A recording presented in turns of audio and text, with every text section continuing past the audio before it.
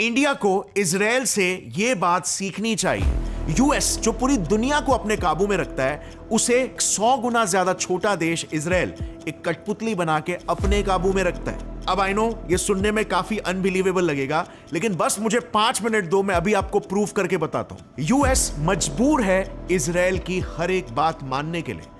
क्या आपने कभी ऑब्जर्व किया है कि जिन चीजों के लिए अमेरिका दूसरे देशों को क्रिटिसाइज करता है, उन्हीं चीजों के लिए वो इजराइल को खुलेआम अप्रिशिएट करता है। एग्जाम्पल के लिए यूएस ने रशिया को क्रिमिया और डॉनबास इन्वेजन के लिए भर भर के क्रिटिसाइज किया था, लेकिन वहीं पर उसने इजराइल के गाजा इन्वेजन को सेल्फ डिफेंस बताकर उसे सपोर्ट किया। So I just had a frank and constructive meeting with Prime Minister Netanyahu. I told him that I will always ensure that Israel is able to defend itself, including from Iran and Iran-backed militias such as Hamas and Hezbollah.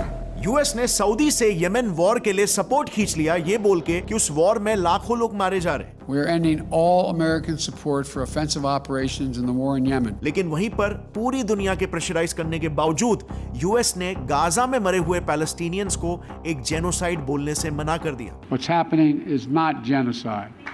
We reject that. China को तो US सीधे सीधे धमकी दे देता है कि अगर China ने ताइवान को छूने की भी कोशिश की तो हम उस पर हमला कर देंगे। You willing to get involved militarily to defend Taiwan if it comes to that? Yes. U.S. forces, U.S. men and women would defend Taiwan in the event of a Chinese invasion. Yes. पर वहीं पर West Bank में जो areas Israel occupy करके रखा हुआ है, उस पर यूएस की बोलती बंद हो जाती है। अच्छा, एक इंटरेस्टिंग बात, एक इजरायली एनजीओ के चीफ स्टीव रोजन ने एक बात ओपनली कह दी थी कि मैं अगर खाली रुमाल भी दे दूं ना, तो 24 घंटों में 70 सेनेटर्स यानी कि अमेरिकन एमपीज उस रुमाल पर अपनी साइन करके मुझे वापस दे देंगे। और यह बात बोल रहा है एक इजरायली एनजीओ का चीफ। आज यूएस में इजराइल की ये पोजीशनिंग है। इजरायली एनजीओस का तक अमेरिका में इतना स्ट्रांग होल्ड है कि वो तो सीधे सीधे एंटी इजराइल कैंडिडेट को इलेक्शंस में ही हरवा देते हैं। एंड सबसे इंपॉर्टेंट बात, इस चीज को वो ओपनली ट्विटर जैसे प्लेटफॉर्म्स में छाती ठोकते हुए एक्सेप्ट भी करते हैं, और फिर भी यूएस उनका बाल भी बाका नहीं कर पाता। लेकिन आखिर क्यों यूएस इजराइल के लिए इतना पार्शियल क्यों है? वो यूएस जो पूरी दुनिया के सामने पीस और ह्यूमन राइट्स का एक मसीहा बनता है, उसकी बोलती इजराइल के सामने एकदम से बंद क्यों हो जाती है? Well, the reason is because Israel ने बड़े ही स्ट्रेटेजिकली अमेरिका में अपनी लॉबी डिप्लोमेसी बिठा के रखी हुई है। मतलब इजराइल यूएस के यूनिवर्सिटी से लेकर यूएस के मीडिया तक, उनके कार्टून से लेकर वहां की गवर्नमेंट तक, बेसिकली हर एक अमेरिकन में इजराइल ने अपना ऐसा इन्फ्लुएंस, अपना प्रोपोगेंडा बिठा के रखा हुआ है, जिससे इजराइल जो चाहे वो यूएस से आसानी से करवा लेता है। और ये इतने इफेक्टिवली, इतने स्ट्रेटेजिकली कैसे किया जाता है, ये चीज इंडिया को इजराइल से सीखनी चाहिए। अब चलो, लॉबी डिप्लोमेसी के बारे में तो हमने थोड़ा बात कर लिया, लेकिन एक और एक तरीका है जिससे इजराइल यूएस को कंट्रोल करता है, और वो है डायरेक्टली यूएस के ही प्रेसिडेंट्स को ब्लैकमेल करके अपना काम निकलवाना। यस, और इसके कई सारे एग्जांपल्स हैं। इनफैक्ट ये बात तो खुद यूएस प्रेसिडेंट जॉर्ज बुश ने एक ओपन लेटर लिखकर दुनिया को बताई थी। अब इजराइल एग्जैक्टली किस तरह से अमेरिकन प्रेसिडेंट्स को ब्लैकमेल करता है, इसके बारे में हम कुछ ही मिनटों बाद बात करेंगे।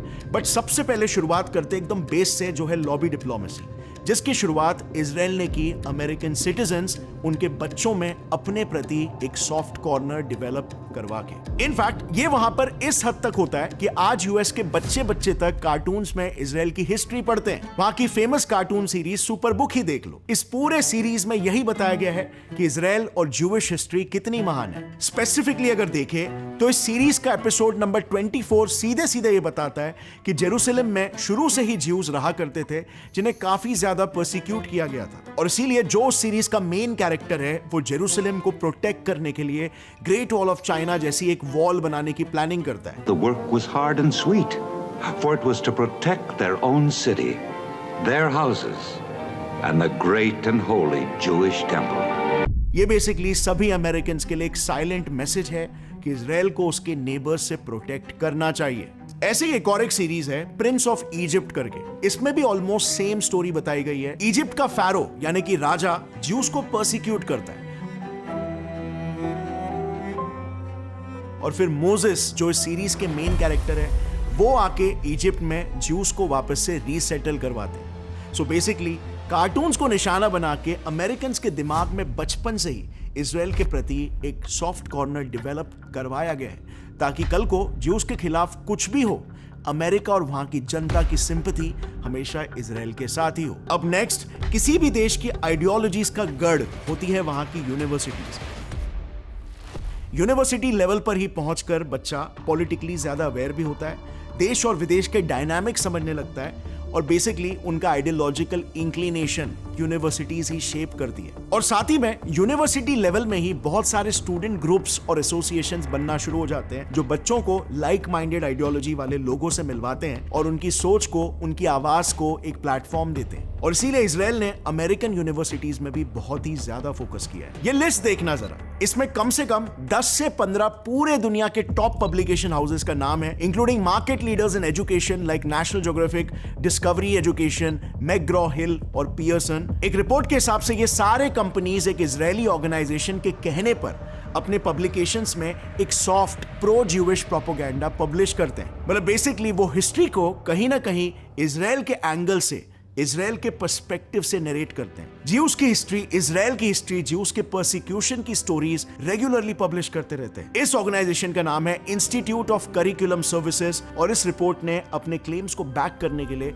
काफी सारे प्रूफ्स भी दिए हैं। जैसे फॉर एग्जांपल रिपोर्ट्स में मेंशन्ड है कि इसी ऑर्गेनाइजेशन के कहने पर इन पब्लिकेशन हाउसेस ने अपने बुक से पैलेस्टीन और वेस्ट बैंक का जिक्र ही डिलीट कर दिया था।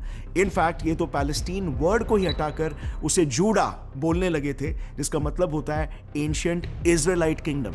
और सबसे कंट्रोवर्शियल स्टोरी कि वेस्ट बैंक में ज्यूज ने आके पैलेस्टीनियंस के लैंड को ऑक्यूपाई किया, इस स्टोरी को नैरेट करते वक्त उन्होंने चेंज करके ये कह दिया कि ज्यूज ने और ज्यादा तादाद में वेस्ट बैंक पे ऑलरेडी रह रहे ज्यूज को ज्वाइन किया। फिर 1967 में इजराइल ने वेस्ट बैंक को कैप्चर किया था।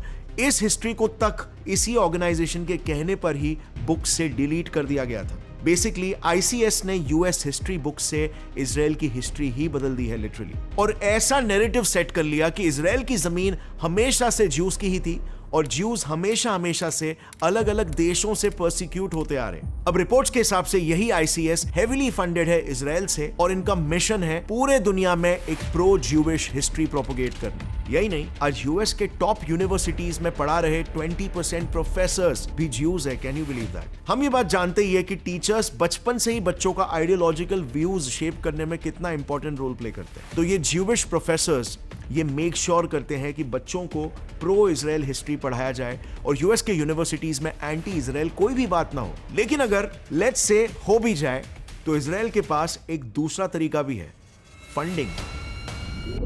हमें कई सारे ऐसे भी लिंक्स मिले हैं जिसमें बड़े बड़े ज्यूइश अमेरिकन बिलियनर्स खुद इन यूएस यूनिवर्सिटीज को फंडिंग देते हैं, या फिर कई ज्यूज तो यूनिवर्सिटीज के प्रेसिडेंट्स और ट्रस्टीज भी होते हैं जो सारे यही इंश्योर करते हैं कि कोई भी यूनिवर्सिटी के अंदर एंटी इजराइल एक्टिविटी ना हो। जैसे अप्रैल 17 को कोलंबिया यूनिवर्सिटी में गाजा सॉलिडारिटी को लेकर प्रोटेस्ट शुरू हो गए थे, लेकिन उसे दबाने के लिए यूनिवर्सिटी के प्रेसिडेंट मिनोश शफीक, जो कि खुद एक ज्यू है, इन्होंने पुलिस को बुलाकर इन प्रोटेस्टर्स को बाहर निकलवाकर प्रोटेस्ट को शांत करवा दिया था। अब रिसेंटली बांग्लादेश में जो तख्ता पलट हुआ था ना, उसमें भी यूनिवर्सिटीज और स्टूडेंट्स का ही रोल सबसे इंपॉर्टेंट था, और ये बात इजराइल भी बहुत अच्छे से जानता है और इसीलिए इजराइल ने ठीक वहीं पर निशाना लगाया। अब how can we forget Hollywood?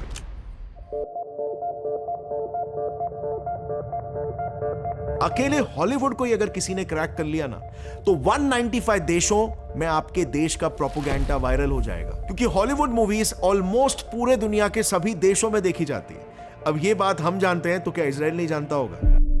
जरा इन मूवीज को देखो। 1960 की एक्सोडस, ये स्टोरी बेसिकली वर्ल्ड वॉर 2 के बाद ज्यूइश रेफ्यूजीज के पैलेस्टीन पहुंचने के स्ट्रगल और इजराइल के जन्म की कहानी बयां करती है। म्यूनिक, इस मूवी की स्टोरी बेस्ड है 1972 में हुए एक हॉरिफिक हादसे पर, जहां पर इजराइल से म्यूनिक ओलंपिक्स के लिए 8 प्लेयर्स गए थे, लेकिन पैलेस्टीन के एक मिलिटेंट ग्रुप ने वहां उनके सारे प्लेयर्स को जान से मार डाला। तो मूवी में इजराइल कैसे अपना बदला लेता है पैलेस्टीनियन टेररिस्ट ग्रुप से, इस बात को बहुत ही ज्यादा ग्लोरीफाई किया गया। नेक्स्ट मूवी द सीज, जो कि 1998 में बनी एक मूवी है, जो ये दर्शाती है कि कैसे पैलेस्टीनियन टेररिस्ट ऑर्गेनाइजेशंस सिर्फ इजराइल के लिए ही नहीं बल्कि पूरे दुनिया के लिए, स्पेशली अमेरिका के लिए एक बहुत बड़ा खतरा है। मूवी में न्यूयॉर्क सिटी पर एक फिक्शनल टेररिस्ट अटैक होते हुए बताया गया और फिर ग्लोरीफाई किया गया कि कैसे अमेरिका ने अपना बदला लिया इन्हीं टेररिस्ट ऑर्गेनाइजेशन से। वॉल्ट्स विद बशीर, इस मूवी में भी 1982 के लेबनान वॉर के बारे में बताया गया है, जहां पर भी मूवी का प्लॉट कुछ वैसा ही है कि लेबनान ने इजराइल पर अटैक किया और फिर इजराइल ने अपना बदला कैसे निकाला। और Oscar winning movie Schindler's list को कौन भूल सकता है, सारी दुनिया ने इसे देखा है, जिसमें बहुत ही विजुअली बताया गया कि 1930s में जो हॉलोकॉस्ट हुआ था ना, उसमें नाज़ीज ने ज्यूस का कैसे एक मास परसिक्यूशन किया, उनका जेनोसाइड कैसा किया गया। ऐसे कई सारे मूवीज है, तो कुछ के नाम हमने बताए। इन सारे मूवीज में 3 चीजें बिल्कुल कॉमन है। नंबर 1, प्रो इजराइल सेंटिमेंट्स, यानी कि इजराइल के लिए भर भर के sympathy. Number 2, glorification of Israel as the biggest super power. और तीसरी बहुत ही इंटरेस्टिंग बात यह है कि इन सारे मूवीज के डायरेक्टर्स अमेरिकन हैं जो बाय रिलीजियन ज्यूइश है, और ये अकेले नहीं है। क्या आप बिलीव करोगे, हॉलीवुड के 59% राइटर्स और डायरेक्टर्स सारे के सारे ज्यूइश हैं। प्लस एक रिपोर्ट के हिसाब से अमेरिका की 4 मेजर फिल्म प्रोडक्शन कंपनीज के ओनर्स भी ज्यूज हैं। मतलब एक तरह से हॉलीवुड की बाकी मूवीज में भी किसी में साइलेंटली तो किसी में actively pro Israel sentiments propagate किए जाते हैं, जिससे टारगेटेड मैसेज, इजराइल के लिए टारगेटेड सिंपैथी सिर्फ अमेरिकन तक ही नहीं बल्कि पूरी दुनिया के 195 देशों तक फैल जाती है। आज तक ग्लोबली अमेरिकन न्यूज को one of the most credible news sources माना जाता है। आपने कितने ही बार देखा होगा कि हमारे इंडियन मीडिया भी अमेरिकन न्यूज को ही कोट करते हैं। सो अब यहां पर इजराइल ने क्या किया ना, जरा देखना। द इंटरसेप्ट नाम की अमेरिकन न्यूज एजेंसी ने ही अपने एक रिपोर्ट में एक्सपोज किया था कि कैसे न्यूयॉर्क टाइम्स, वॉशिंगटन पोस्ट और लॉस एंजलिस टाइम्स जैसे कंपनीज में इजराइल ने अपना एक अच्छा खासा कंट्रोल बना के रखा हुआ है। उसी रिपोर्ट के हिसाब से करंटली शुरू इजराइल पैलेस्टीन वॉर में इन्हीं न्यूज आउटलेट्स ने पैलेस्टीनियंस की कैजुअलिटीज को कम बताकर इजरायलीज की डेथ को ज्यादा हाइप किया था। फिर द न्यू रिपब्लिक की रिपोर्ट के हिसाब से तो CNN, ABC और NBC के न्यूज चैनल्स में क्या पब्लिश होगा और क्या नहीं, ये सब कुछ इजराइल के कंट्रोल में है। CNN ने तो 2023 के इजराइल हमास वॉर को लेकर जो कुछ भी कवर किया था ना, वो सब कुछ डायरेक्टली इजरायली डिफेंस फोर्सेस से अप्रूव करवा के ही पब्लिश किया था। अब ये सब कुछ भी कम था कि शॉकिंगली यूएस के बड़े से बड़े न्यूज आउटलेट्स में जो राइटर्स हैं, उसमें से भी 61 राइटर्स सारे के सारे प्रो इजरायली है। उनके टॉप 3 न्यूज मीडिया कंपनीज के CEOs भी ज्यूइश है। इनफैक्ट द न्यूयॉर्क टाइम्स के ओनर खुद भी एक ज्यू है। सो जिन न्यूज मीडिया आउटलेट को पूरी दुनिया फॉलो करती है, जो किसी भी मुद्दे में सिर्फ अमेरिका ही नहीं बल्कि पूरे वर्ल्ड का पर्सपेक्टिव सेट करते हैं, वहां तक इजराइल ने अपनी पकड़ बना के रखी हुई है। And this is really commendable, but it doesn't stop over here. Israel की अगली स्ट्रैटेजी सुन के तो आपका दिमाग ही घूम जाएगा। देखो, क्रिश्चियनिटी दुनिया का सबसे बड़ा धर्म है, राइट? दुनिया में सबसे ज्यादा लोग और सबसे ज्यादा नेशंस क्रिश्चियंस ही तो है। तो इजराइल ने ना एक ऐसी स्ट्रैटेजी का इस्तेमाल किया जिससे एक तीर में इन्होंने इन सारे देशों को अपने साइड कर लिया। एक हिंट दूं, यही स्ट्रैटेजी कई सारे टेररिस्ट ऑर्गेनाइजेशंस भी यूज करते हैं अपने मकसद के लिए। Yes, religious interpretation. Of course Israel के केस में मेरे हिसाब से ये काफी पॉजिटिवली यूज किया गया है। जरा इसे देखो। Jewish people are God's chosen people. The Bible says 55 times that land shall be Israel's land forever. Israel is not a political issue, it's a Bible issue. Israel issue is not a political issue, it's a Bible issue। यानी कि Israel का मुद्दा political बिल्कुल भी नहीं है, ये एक धार्मिक मुद्दा है। ये बात यूएस के हर इवेंजलिस्ट यानी कि स्पिरिचुअल लीडर्स अपनी जनता को बताते हैं। बाइबल के जेनेसिस 12 में ही लिखा है कि गॉड ने ज्यूस को इजराइल की जमीन प्रॉमिस की है, और इसीलिए हर क्रिश्चियन का यह धर्म बनता है कि वो इजराइल को सपोर्ट और प्रोटेक्ट करे। अब अमेरिकन में ना यही बिब्लिकल नैरेटिव स्ट्रांगली मेंटेन रहे, ये मेक श्योर करती है एक organisation Christians United for Israel. ये लोग तो खुलेआम अपने वेबसाइट्स पर लिखते हैं कि इनका मिशन ही यही है कि ये कम्युनिटी लेवल पर, मीडिया में, कैंपस लेवल पर और गवर्नमेंट में तक एक प्रो इजराइल और प्रो ज्यूइश सपोर्ट फैलाना चाहते हैं और इसके एंटी नैरेटिव्स को खत्म करेंगे। अब जैसे आपको पता है, जब बात आती है धर्म पे तो वहां पर कोई भी लॉजिक काम नहीं करता। लोग धर्म के नाम पर मरने और मारने तक को राजी हो जाते हैं। तो ज्यूस का भला सोचना और उनकी कौम और उनके देश इजराइल को प्रोटेक्ट करना, उनके हक के लिए लड़ना, ये कौन सी बड़ी बात है। और जैसे कि मैंने पहले बताया, दुनिया में 2.3 बिलियन लोग क्रिश्चियंस हैं। सो बेसिकली धर्म के एक इंटरप्रिटेशन से इजराइल ने सीधा 31.6% ऑफ वर्ल्ड पॉपुलेशन के दिल में अपने प्रति सिंपैथी डेवलप कर ली। अब जब सारी जनता आपके साइड में है तो पॉलिटिशियंस को भी तो झक मार के आपकी ही सुननी पड़ेगी। वोट बैंक पॉलिटिक्स इसे ही तो कहते हैं। बट इजराइल का गेम सिर्फ वोट बैंक पॉलिटिक्स तक ही सीमित नहीं है, उससे भी आगे जाता है। यूएस के इलेक्शंस में भी इजराइल का इस हद तक इंफ्लुएंस है कि आज यूएस में सरकार चाहे जिस भी पार्टी की हो, हर पार्टी को प्रो इजराइल पॉलिसीज बनानी ही पड़ती है, और अगर ऐसा नहीं हुआ तो अंजाम आप खुद ही देख लो। इस इजरायली ऑर्गेनाइजेशन ने ओपनली ट्वीट किया कि उन्होंने एंटी इजराइल कैंडिडेट को इलेक्शंस में हरवा दिया। यही नहीं, इसी ऑर्गेनाइजेशन के चीफ स्टीव रोजन ने एक बार यह भी कहा था कि मैं अगर खाली रुमाल भी दे दूं ना तो 24 घंटों में 70 सेनेटर्स यानी कि उनके अमेरिकन एमपीज उस पर ऐसे ही साइन करके वापस दे देंगे। मतलब बेसिकली वो ये दर्शा रहे हैं कि यूएस पार्लियामेंट से वो जो चाहे पास करवाने की ताकत रखते हैं, और उनकी ऑर्गेनाइजेशन तो बस सिर्फ एक एनजीओ है। कैन यू बिलीव कितनी स्ट्रॉन्ग लॉबी होगी इजराइल की। लेकिन ऑफ कोर्स ये कोई आसान काम नहीं है और एक ऑर्गेनाइजेशन का भी काम नहीं है। एक्चुअली में गवर्नमेंट पे कंट्रोल करने का काम करती है 51 प्रो इजरायली ऑर्गेनाइजेशंस, जिनमें से American Israel public affairs committee AIPAC को तो इजराइल की स्पाई एजेंसी भी बुलाया जाता है। अब ये लोग ना दो तरीकों से गवर्नमेंट पर कंट्रोल करते हैं। नंबर 1, कैंडिडेट्स को हेवी फंडिंग्स देकर उन्हें इलेक्शंस में जिताकर, और फिर उसी कैंडिडेट को प्रो इजरायली पॉलिसीज को सपोर्ट करने बोलते हैं। और अगर इसके बाद भी कोई यूएस का मिनिस्टर बात नहीं माने तो ये लोग सीधा आर्म ट्विस्टिंग करने पर भी रिजॉर्ट करने लगते हैं। और नहीं, ये मैं बिल्कुल भी एग्जैजरेट नहीं कर रहा हूं या ये कोई कॉन्स्पिरेसी थियरी नहीं है। मेरे पास 2 रिकॉर्डेड इंसिडेंट्स हैं जहां पर इजराइल ने लिटरली यूएस प्रेसिडेंट्स को बात नहीं मानने पर ब्लैकमेल करके अपना काम निकलवाया था। एक इंसिडेंट तो क्लिंटन इंक नाम की एक बुक में ही मेंशन्ड है, जिसमें यूएस प्रेसिडेंट बिल क्लिंटन को इजरायली पीएम नेतान्याहू ने धमकाया था अपने एक Jewish American journalist Jonathan Pollard को छुड़वाने के लिए, जिन्हें यूएस ने फांसी की सजा सुनवा दी थी। इजराइल ने बिल क्लिंटन की उनके इंटर्न मोनिका लेविंस्की के साथ इंटीमेट बातों को रिकॉर्ड कर लिया था, जिसके बाद उन्हें धमकी दी कि अगर उन्होंने इजराइल की बात नहीं मानी तो वो इस रिकॉर्डिंग को वायरल कर देंगे। सेम ब्लैकमेलिंग के आरोप यूएस प्रेसिडेंट जॉर्ज बुश ने भी एक बार ओपन लेटर लिखकर इजराइल पर लगाया था।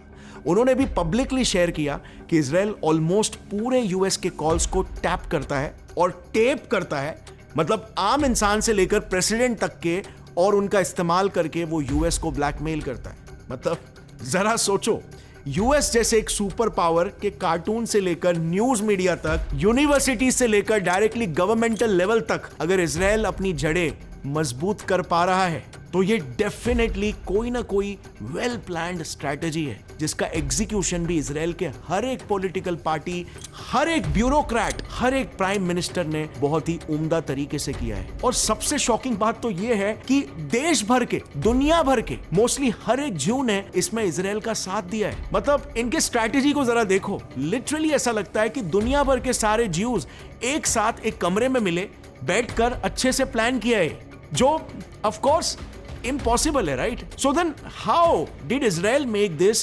seemingly impossible task possible? Well, इसका जवाब है सिर्फ और सिर्फ उनकी सोच में, उनकी आइडेंटिटी में, उनके नेशनलिज्म में, यानी कि अपने देश और अपने कल्चर से उनका प्यार।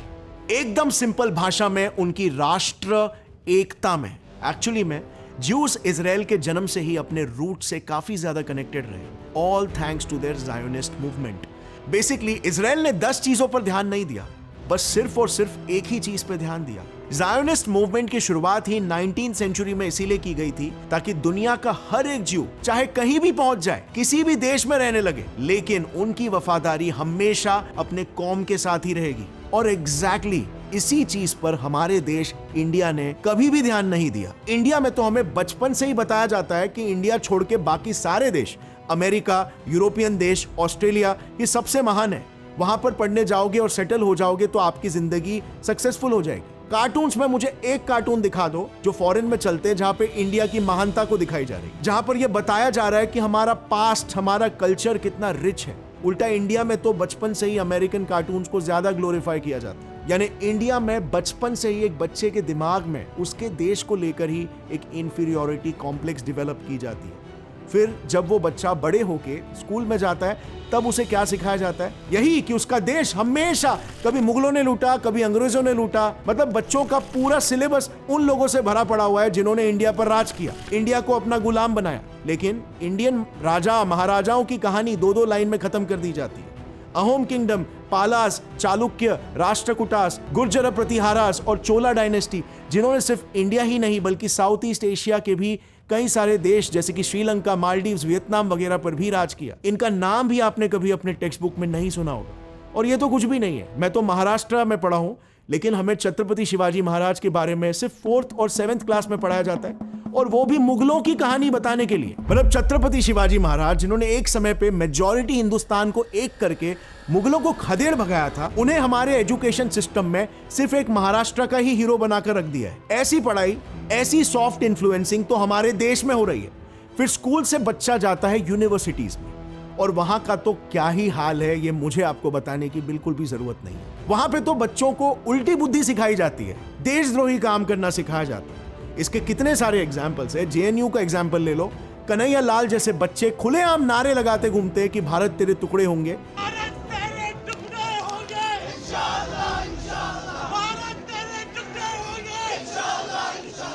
National institute of medical science में इंडियन सोल्जर्स पर हुए पुलवामा अटैक को सेलिब्रेट करना, अलीगढ़ मुस्लिम यूनिवर्सिटी में बच्चों का एंटी इंडिया और प्रो पाकिस्तानी स्लोगन्स लगाना, जेएनयू, जामिया इस्लामिया, डीयू, अलीगढ़ मुस्लिम यूनिवर्सिटी, एनआईएमएस, ये सभी इन्हीं कामों के लिए इनफेमस है। और हमारी मीडिया काइंड ऑफ सेम ही हाल है। अब किसी भी दूसरे देशों की मीडिया को ले लो, वो हमेशा अपने देश के नेशनलिस्ट मूव्स को बढ़ चढ़ के सेलिब्रेट करते हैं, पर वहीं पर इंडिया के नेशनलिस्ट डिसीजंस को, यानी कि उन बोल्ड डिसीजंस को जो इंडिया ने देश के हित में लिया है, उन्हें इंडियन मीडिया अक्सर डिमीन कर देती है। अब आर्टिकल 370 का एग्जांपल ले लो, इंडिया के लिए कितना बड़ा अचीवमेंट था, लेकिन इस डिसीजन को इंडिया के कुछ प्रोमिनेंट मीडिया हाउसेस ने सीधे इलीगल बता दिया। और ये एक बार की बात नहीं है। अभी दिल्ली में हुए G20 समिट का एग्जांपल ले लो। ये समिट हमारे देश में होना एक काफी ऐतिहासिक बात थी, और इंडिया ने इसे काफी अच्छे से भी लीड किया। लेकिन इसके बावजूद एक तरफ जहां पर फॉरेन यूट्यूबर्स इंडिया की तारीफ कर रहे थे, वहीं पर हमारी मीडिया इस G20 समिट में हमारे ही नुक्स निकाल रही थी। और हमें इंटरनेशनली रिप्रेजेंट करने वाली मूवीज की तो बात ही नहीं करे तो ही अच्छा है। इसमें स्लमडॉग मिलियनेयर जैसी मूवीज तो एक रेसिपी बन गई है। इंडिया की गरीबी दिखाओ और करोड़ों छापो। इन मूवीज में भर भर के इंडिया की गरीबी दिखाई गई है, और फिर जब वो ऑस्कर जीत लेती है तो हम उसे सेलिब्रेट भी करते हैं। इसी के फॉर्मूला को देखकर फिर बाद में ऐसी और भी कई सारी मूवीज बनी, जैसे व्हाइट टाइगर हो गया, लायन हो गया, और अभी लेटेस्ट वाली मंकी मैन, उसमें भी इंडिया की गरीबी खूब खूब दिखाई है। लेकिन यहां पर हम इस बात को नजरअंदाज कर देते हैं कि ये ग्लोबली हमारे देश का क्या नैरेटिव सेट कर रहा है, क्या ब्रांडिंग क्रिएट हो रही है हमारे देश की। और ये तो फिर भी कुछ नहीं है। हमारे देश के कितने सारे नेता बिके हुए हैं। देश को जो लोग संभाल रहे हैं या जो लोग सत्ता पे हैं या आगे जाकर आ सकते हैं, कितनों पर फॉरेन फंडिंग्स लेकर अपने देश को ही बेच देने के आरोप लग चुके। और ये कोई आज से नहीं है, बल्कि हिस्टोरिकली है। 1980s में आपने सुना होगा कि केजीबी इंडिया में अंधाधुंध पैसे पंप कर रहा था ताकि सोवियत का इन्फ्लुएंस इंडिया में बढ़ सके। फिर इसके बाद इंदिरा गांधी ने अमेरिका पर एलिगेशंस लगाए थे कि उन्होंने इंडिया के कई सारे पॉलिटिशियंस को खरीद लिया ताकि वो उनकी सरकार को गिरा सके। और आज की हालत तो आप जानती हो। न्यूज मीडिया में आए दिन ऐसी खबरें आती रहती है कि जॉर्ज सोरोस जैसे लोग इंडिया में छाती ठोककर खुलेआम बिलियंस ऑफ डॉलर्स पंप कर रहे हैं ताकि इंडिया में इंस्टेबिलिटी क्रिएट हो सके, दंगे फसाद हो और सरकार गिराकर यूएस की एक पपेट गवर्नमेंट एस्टैब्लिश करना चाहते हैं। सेम पिछले साल एक और एक न्यूज आई थी कि चाइना इंडिया में नेविल रॉय सिंघम नाम के एक इंसान के थ्रू 10,000 करोड़ इंडिया में पंप कर रहा है ताकि यहां पर एक प्रो चाइना गवर्नमेंट एस्टैब्लिश हो सके। फिर न्यूज में यह भी आया था कि कैसे इन्हीं पैसों से चाइना ने इंडिया की कई सारी मीडिया हाउसेस और पॉलिटिशियंस को तक खरीद लिया था। मतलब यार लिटरली ये हंसने वाली बात है। कहां तो हमें इन देशों पर अपना इन्फ्लुएंस बनाना चाहिए, लेकिन यहां पर तो ये सारे देश मिलकर हम पर अपना इन्फ्लुएंस बना रहे, हमें अपने उंगलियों से कठपुतली की तरह कंट्रोल कर रहे हैं। जो देश जैसी मर्जी चाहे अपने फायदे के लिए इंडिया में पैसे पंप करते जा रहे हैं। और यही एग्जैक्टली इंडिया को इजराइल से सबसे ज्यादा सीखना चाहिए। हमारे अंदर देशभक्ति की भावना ही नहीं है, हम कुछ पैसों के लिए अपने देश को बेच देते हैं। बस जरा सोचो, इन देशों के लिए इंडिया में बिलियंस ऑफ डॉलर्स फंड करके, इंडिया के मीडिया हाउसेस को खरीद के, अपना प्रोपेगेंडा चला के, करंट सरकार के खिलाफ एक नैरेटिव वॉर छेड़ के कि ये गवर्नमेंट डिक्टेटर है, डेमोक्रेसी खतरे में है, या फिर इंडिया के ही ऑपोजिशन पॉलिटिशियंस को खरीद कर उन्हें जीतने में सपोर्ट करके हमारे देश में एक ऐसी सरकार खड़ा करना जो कि उनके देश की वफादार हो, उनकी बात माने, ये कितना आसान हो जाता है। इस स्ट्रैटेजी को लॉबी डिप्लोमेसी कहते हैं। काफी सारे देश ऐसा करते हैं जहां वो दूसरे देशों में अपने पावर और पैसों के बल पर इन्फ्लुएंस बढ़ाते हैं और फिर उन देशों के डिप्लोमैट्स और पॉलिटिशियंस को अपने फायदे में डिसीजंस लेने के लिए प्रेशराइज करते हैं। इजराइल के जितने भी एग्जांपल्स मैंने आपको बताए ना, वो सारे यही लॉबी डिप्लोमेसी के थे। So this is high time, India को इन चीजों पर सोचना जरूरी है। और सबसे इंपॉर्टेंट बात, एवरीथिंग स्टार्ट्स फ्रॉम अस। हम और आप इस देश के लिए क्या करते हैं, इस देश के बारे में क्या सोच रखते हैं। आज अगर आप देखो तो दूसरे देशों की बढ़ाई करना, उनके म्यूजिक, फैशन, कल्चर को फॉलो करना काफी कूल बन गया है, जो कि एक अच्छी बात है, इसमें कोई बुराई नहीं है। लेकिन इसी के साथ अपने देश को गाली देना भी आज वो खोना माना जाता है। इंडिया में आज हमारी मेंटालिटी ऐसी हो गई है कि हर एक इंडियन चीज खराब है और सिर्फ फॉरेन का ही ब्रांडेड सामान को हम क्लास की निशानी मानते हैं। मेरे हिसाब से किसी भी देश के कल्चर को अप्रिशिएट करने के लिए अपने आप को या अपने देश के कल्चर को गिराने की कोई जरूरत नहीं है, उसे कम समझने की कोई जरूरत नहीं है। और जिस तरीके से एक ज़ायोनिस्ट मूवमेंट ने पूरे दुनिया के सारे ज्यूज को एक करके यूनाइट किया, उसी तरीके से इंडिया को भी जरूरत है एक ऐसे किसी नेशनलिस्ट मूवमेंट की जो पूरे भारत और दुनिया के सारे भारतीयों को एक कर सके। और चाहे फिर वो किसी भी धर्म के क्यों ना हो, उनके लिए उनके धर्म से पहले हमेशा देश आना चाहिए, क्योंकि हमारे देश का ब्लूप्रिंट ही यही है। It is a secular country, not a religious country. और ये बात भी हर भारतवासियों को रियलाइज करनी चाहिए कि देश की तरक्की में ही सभी भारतवासियों की ही असली तरक्की है। सो अगर फ्रेंड्स आपको भी लगता है कि ये सारी बातें इंडिया को प्रायोरिटी में इजराइल से सीखनी चाहिए और हर भारतवासियों के माइंडसेट में ये बदलाव आना चाहिए और सभी को यूनाइट होना चाहिए, तो इस वीडियो को जितना हो सके अपने फ्रेंड्स और फैमिली मेंबर्स के साथ शेयर करना। बिकॉज अगर हम एक माइंडसेट लेवल का चेंज लाना चाहते हैं तो मैं ये अकेले नहीं कर सकता हूं। इस वीडियो को ज्यादा से ज्यादा लोगों को देखना होगा और उन्हें अपने विचारों को व्यक्त करना होगा। इन चीजों पे डायलॉग शुरू होना पड़ेगा और तब जाकर हम एक चेंज ला सकते हैं। इस वीडियो के लिए समय निकालने का बहुत शुक्रिया। टेक केयर, जय हिंद, वंदे मातरम।